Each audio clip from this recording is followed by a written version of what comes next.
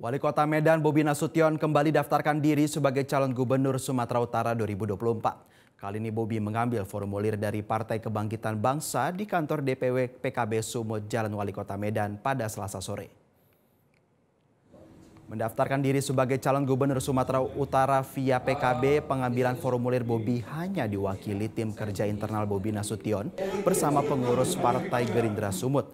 Sebelum ke PKB, tim Bobi Nasution dan Partai Gerindra Sumut sudah terlebih dahulu ke Partai Demokrat Sumut untuk ambil formulir pendaftaran bakal calon gubernur Sumatera Utara. Nantinya setelah kedua partai tersebut, Bobi akan ambil formulir pencalonan gubernur Sumatera Utara ke Partai Nasdem, P3, Hanura, dan Perindo Sumut.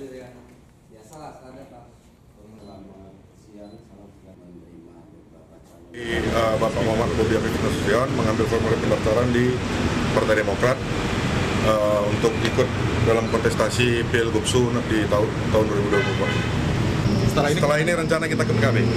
Di situ PKB kita ke Perindo, Nasdem,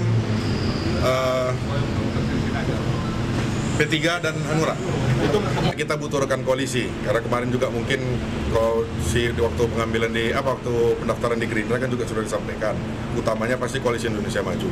Tapi tetap tidak menutup kemungkinan berkoalisi dengan partai-partai. Jelajahi cara baru mendapatkan informasi. Download Metro TV Extend sekarang.